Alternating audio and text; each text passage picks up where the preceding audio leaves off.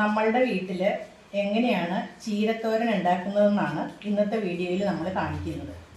ഇതിനാവശ്യമായ സാധനങ്ങൾ: അരമുറി നാളികേരത്തിൻ്റെ ചിരകിയ നാളികേരം, കുറച്ച് കറിവേപ്പില, 1 സ്പൂൺ മുളക് പൊടി, 1/2 സ്പൂൺ മഞ്ഞൾപ്പൊടി, പാകത്തിന് ഉപ്പ്, കുറച്ച് 4-5 കഷ്ണം ചെറിയുള്ളി. ഇതാണ് ഇതിനാവശ്യമായ ഇൻഗ്രീഡിയൻസ്.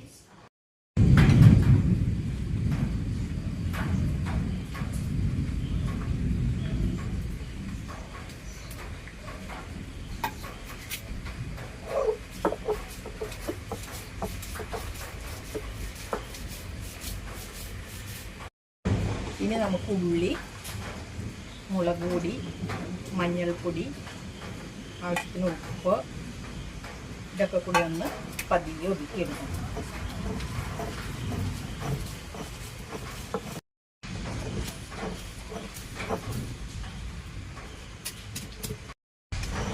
ഇനി മുളക് പൊടി, മഞ്ഞൾപ്പൊടി, ഉപ്പ്, ചെറിയുള്ളി ഇതെല്ലാം കൂടെ ചതച്ച് ഈ നാളികേരമായിട്ട് ഒന്നുകൂടെ മിക്സ് ചെയ്യും. ഇനി നമ്മുടെ അരവ് ഒരു പാത്രത്തിലേക്ക് മാറ്റാം.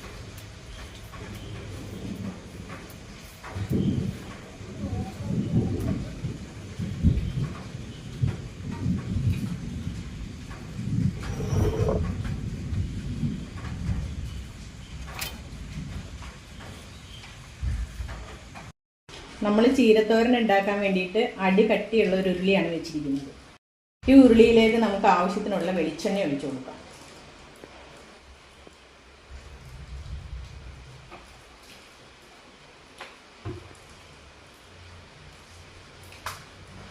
എണ്ണ നന്നായി ചൂടായി വരട്ടെ.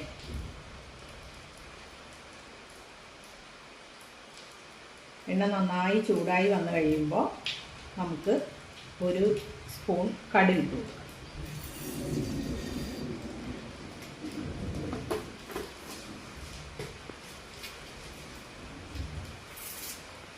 കടുക് നന്നായി പൊട്ടട്ടെ.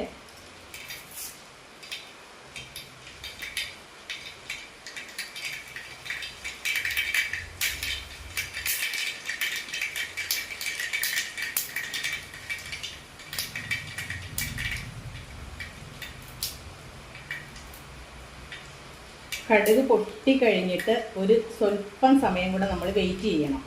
അപ്പോഴേ ആ കടുകിൻ്റെ ആ ഒരു ഓയിലുണ്ട് കടുകിൽ, അത് ഈ എണ്ണയിലേക്ക് വന്നിട്ട് ആ എണ്ണയ്ക്ക് ആ ടേസ്റ്റ് കിട്ടുള്ളൂ. ഈ ശേഷം കറിവേപ്പില ഇട്ട് കൊടുക്കാം.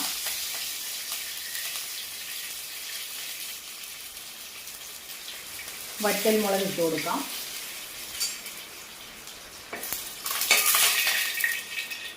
ഇനി നമുക്ക് ഇടേണ്ടത് ഈ അരച്ച് വെച്ചിരിക്കുന്ന അരപ്പ്.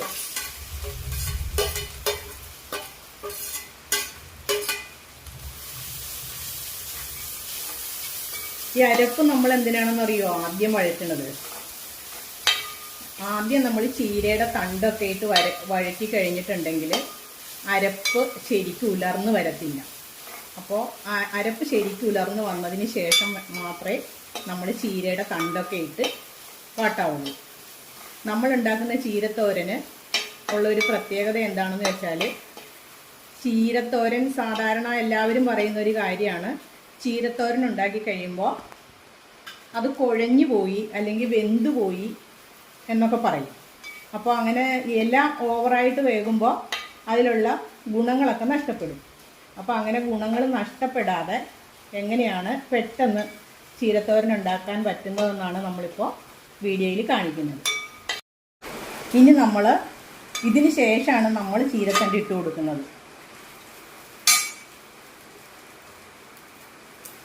ചീരത്തണ്ട് ഇട്ടതിന് ശേഷം നന്നായി ഇളക്കി ഈ ചീരയുടെ തണ്ടും ഈ അരപ്പും ഒക്കെ കൂടെ ഒന്ന് യോജിപ്പിക്കണം.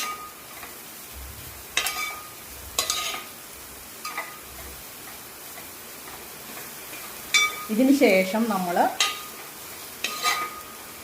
ഇതൊന്ന് കൂട്ടി വെച്ചതിന് ശേഷം ഒരു അടച്ച് മൂടി വെക്കണം. നമ്മൾ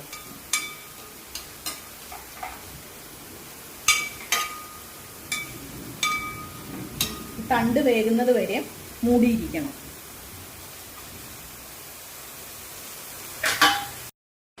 ഇനി നമുക്ക് നമ്മുടെ അടപ്പ് മാറ്റി വയ്ക്കാം. അതിനുശേഷം ഇത് ഇളക്കി കൊടുക്കാം. ഇപ്പോൾ ഇത് നന്നായിട്ട് വെന്തിട്ടുണ്ട്. ഇനി നമുക്കിതിലേക്ക് ചീരയുടെ ഇല ഇട്ട് കൊടുക്കാം. ഇല കുറേശ്ശെ ആയിട്ട് ഇടണം, ഒന്നിച്ചിടരുത്.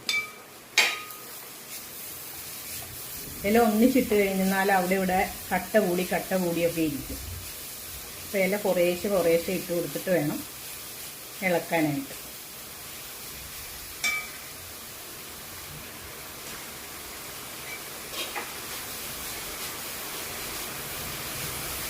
ഈ ചീരയുടെ ഇല ഉണ്ടല്ലോ, അത് ഏറ്റവും ചെറുതായിട്ട് അരിഞ്ഞു കഴിഞ്ഞാൽ തോരൻ്റെ രുചി കൂടും.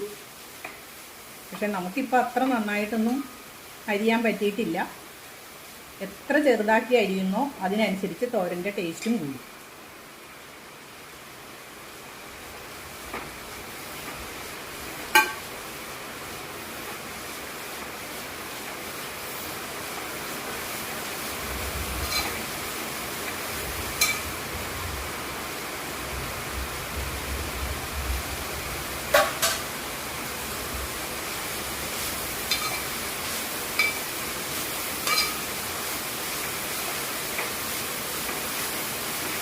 കുറേശ്ശെ ഇട്ടത് കൊണ്ട് ഈ ചീരയുടെ ഇല ഒന്നിലൊന്ന് തൊടാതെ കിടക്കുന്ന കണ്ടോ, ഇങ്ങനെ ഇടാവുള്ളൂ, ഒന്നിച്ചിടരുത്. പിന്നെ ചീരയുടെ ഇല നമ്മൾ ഇട്ടതിന് ശേഷം ഒരു കാരണവശാലും ഈ മൂടി വയ്ക്കരുത്. മൂടി വെച്ച് കഴിഞ്ഞാൽ ഇല വെന്തിട്ട് അതിൻ്റെ വെള്ളം ഇതിലേക്ക് ഇറങ്ങിയിട്ട് ചീരത്തോരൻ കുഴഞ്ഞു പോവും. പിന്നെ ഒരു കയ്പ്പ് രസം വരും. ഇതുപോലെ ഉലർന്ന് കിടക്കത്തില്ല. ഇതിപ്പോൾ കുഴഞ്ഞു മറിഞ്ഞിട്ടൊന്നുമില്ല. നന്നായിട്ട് നല്ല ഭംഗിയായിട്ടുണ്ട് ഈ ചീരത്തോരൻ. ഇല ഓവറായിട്ട് വേവിക്കരുത്. ഓവറായിട്ട് വേവിച്ച് കഴിഞ്ഞാൽ ചീരയുടെ ടേസ്റ്റ് മാറും. ഒരു കയ്പ്പ് രസം വരും. വെന്ത് കുഴഞ്ഞ് കട്ട പോലെയാവും. അതിൻ്റെ ഗുണങ്ങളൊക്കെ നഷ്ടപ്പെടും. ചീരത്തോരൻ ഒത്തിരി ഒരു ഇലക്കറികളും അധികം വേവിക്കരുത്. തോരൻ പാകമായിക്കൊണ്ടിരിക്കുവാണ്. എല്ലാം നല്ല കറക്റ്റായി. ഉപ്പുണ്ടോയെന്ന് നോക്കട്ടെ.